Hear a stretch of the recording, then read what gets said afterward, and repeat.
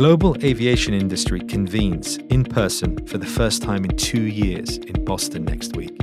And it seems as if it has reorganized itself after the pandemic around those who fly, work, and lead. You're listening to the Business Extra podcast coming from the National in Abu Dhabi. I'm Mustafa Alrawi, Assistant Editor-in-Chief. If you like this show, please do subscribe at Apple Podcasts, Spotify, or wherever you get your audio content. With me is co-host and the National's future editor, Kelsey Warner. Hi, Kelsey. Hi, Mustafa. So we're talking about aviation in your hometown. Aviation in my hometown, and honestly a bit proud that it's in my hometown because it was an event that got pushed back a couple of times, Delta variant pandemic, and just the handling by the state of Massachusetts of COVID-19. A big mask wearing, it's a relatively safe place to host an event these days. But also aviation, we've been seeing just a slew of headlines the last couple of weeks around shape of recovery and also a bit of a tonal change from leadership around sustainability as we all wake up post-UN climate report. The window is closing to address climate change. So they are really starting to set concrete targets around fuel and bringing down carbon emissions. Attending that Iata summit in Boston is the National's aviation correspondent, Deena Kamel. We talked to her about what we could expect and some of the trends that are going on right now. Let's listen to that now. Deena, thanks for being with us. Thanks so much for having me here today. Excited to be here. So your big trip next week to the Iata Annual General Meeting and World Transport Summit in Boston, where the industry is going to gather. Maybe you can share a little bit of the significance of what it actually means for that you're going to be there and all the chief executives and industry chiefs will be there too in person in one place for the first time in perhaps 2 years. This is going to be a really exciting event for the aviation industry. It's going to be their first live event since June 2019, which was in South Korea. In 2020, because of course, the COVID-19 pandemic, they moved the event online.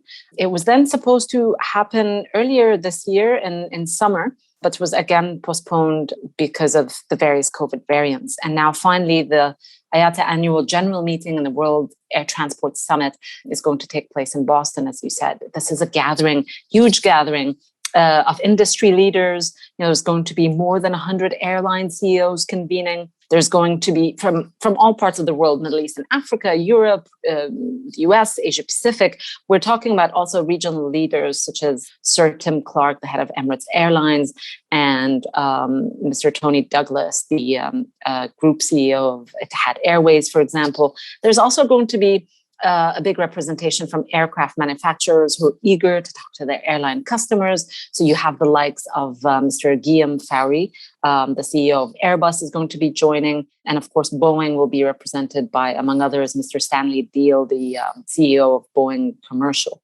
Deena, you must be just chomping at the bit you've been covering aviation now kind of on the sidelines. You'll be getting on a plane for the first time in, I would imagine, about 18 months. What are your questions for these CEOs, leaders of the aviation industry? What is top of your reporter's notebook right now? Who do you want to talk to? What do you want to know?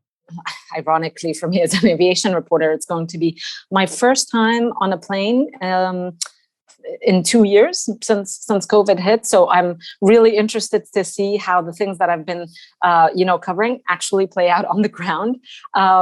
And really, the main themes that I'm looking to explore while I'm there are essentially looking at the shape and the pace of the COVID-19 recovery after the last couple of years that the industry has had. What is that going to look like? Because remember, we are seeing a recovery in the global economy, but that has been a very uneven recovery because various countries have had sort of uneven access to COVID-19 vaccines. And it will be interesting to see how that plays out in terms of different geographies, aviation industries recovering. So I'm looking at the path of recovery, what that will look like. We're looking at also the future of travel. Is it going to be more digital? Is that actually going to work out practically in the long run? We're looking at emerging technologies and greener technologies for the new generation of aircraft. We're looking primarily as well at climate change issues. These are going to be really top of the mind for airline executives because they've come heavily under pressure by politicians and environmentalists to really curb the carbon emissions, to curb the kind of massive growth that could be expected after the pandemic is contained, as well as we're looking at will there be, as the industry tries to recover from the crisis, will there be a better representation of diversity and inclusion, specifically in terms of more women in senior roles? And finally, I'm really interested in how the industry is going to tackle and take care of the mental well-being of its industry workers as they come back into after so many months of either being furloughed or losing their jobs. What is it like to go back into basically stressful jobs after a very difficult period? Deena, that's fascinating because it strikes me that this in-person convention that's going to happen in Boston might be about the human side of the aviation industry. That might be front and center, whether you're talking about climate change or diversity or mental health, while in previous years, it's been a bit more sort of hard-nosed, Concorde-nosed, if you like, where it's been about profit and margins and who has what route. And do you remember there was a time when airlines from this region and airlines in the US were effectively at war. And the aviation industry was about lots of things, but it didn't always feel like it was about people. But now to hear you say it as, the National's aviation correspondent, it sounds like when you get to Boston, you might find an industry a lot more reorganized around people. Absolutely. That's a really excellent observation, Mustafa. I think that in the past IATA meetings that I've attended in the last few years, you're right, it has been about reporting, breakneck speed, profit. The industry had been profitable for 2 consecutive decades in a row. It was really booming. It was a celebration of that growth, of the numbers, the passenger traffic, of the record profits. And it was sort of, all about jet demand, getting more routes. I think now with what has happened during the pandemic, people are, you're right, more centered about the human aspect of the industry. And this is really important in underscoring the type of recovery that they would like to see planned out, that it has to be centered around people. And not just, again, seeing the importance of connecting friends, families, and loved ones, of getting economies revived again. But it's also about, the workers in the industry and everything that they've been through. It's about looking at the nature of, for example, leisure travel, the nature of business travel, the importance of preserving workers' jobs, the importance of preserving salaries and payments, the importance of being able to connect people from around the world in a safe way. It really is centered more around people, and it is about how do you build back better and greener and in a more humane way, because people are now, after the pandemic, thinking more and more about issues of, climate change, about diversity, about what's the most responsible way to travel. I want to pick up on that green thread there. Aviation, of course, is among the hard to abate sectors alongside, let's say, shipping and steel. It's facing massive challenges in terms of its sustainability targets. And it seems like airlines, fuel producers, the big corporates are fighting tooth and nail to just bring down, gram by gram, the carbon efficiency of every single passenger plane. Can you talk a little bit about efforts on that front and where we are at with sustainable fuels and what sort of conversations might be had next week on that front? I mean, IATA has always been adamant in saying that even long before the crisis, they've set themselves goals to reduce 2019 levels of carbon emissions by 2030, by half. And they've set themselves these goals and standards to abide by. And that initially means using things like more sustainable aviation fuels. And in fact, they are pushing other segments of the economy and other segments of other industries to really help them do that. They say it's not just an effort that the aviation industry can do by itself. You need, the oil majors, the big oil companies, to produce sustainable aviation fuels in big enough volumes and high enough production that it becomes commercially viable for the airlines to buy them. And then you also need the governments to step in to make the infrastructure available to use these kind of new fuels. So that's the first step. And then they argue the second step further down the line, when the technology starts to catch up, is increasingly more fuel efficient aircraft that in future would be more electric or would be relying on hydrogen power. So the conversations is really about how to work better together on that front to really reduce those emissions. And the pressure will only increase. When the Crown Prince of Abu Dhabi, Sheikh Mohammed bin Zayed, went to London recently, there was announcements around hydrogen production, but which obviously is one of those sustainable fuels or one of those innovations that the aviation industry is looking at, including Airbus and other manufacturers.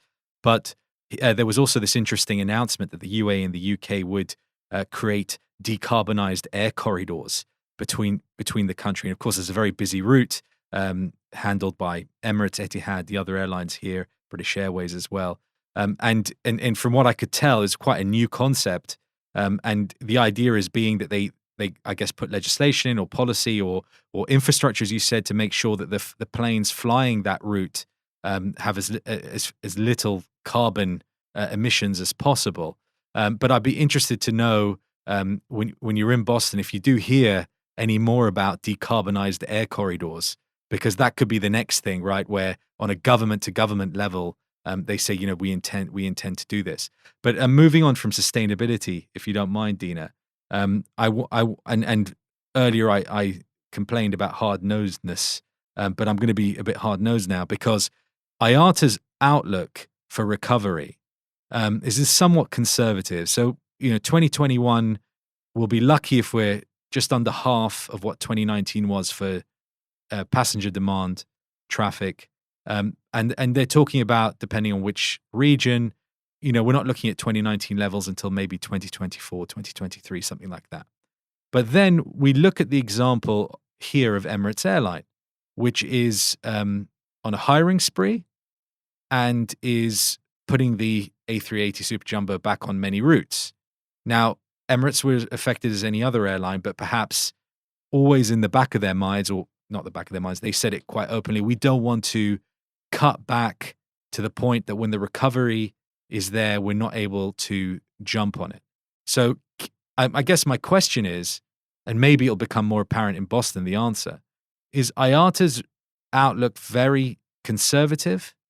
Is Emirates preparing for something more medium term?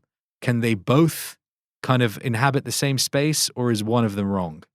I think that IATA's forecast is based on the fact that there's still many variables and still many uncertainties that they cannot really factor in. And that's why they tend to go maybe towards a more conservative side, as you say.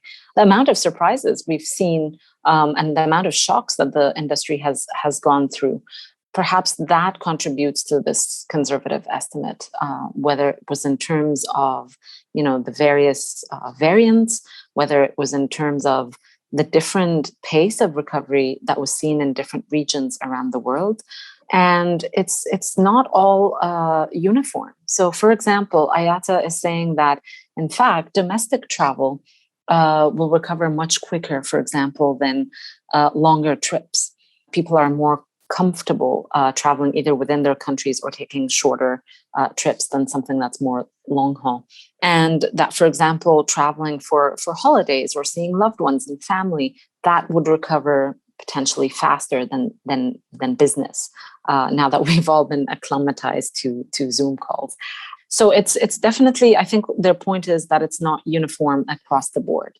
And so with Emirates announcing earlier this week that they're going to be adding or restoring more routes that will be served with their A380 double-decker, that is a major indicative sign that there's confidence in the recovery of air travel, that there's that rebound they're seeing.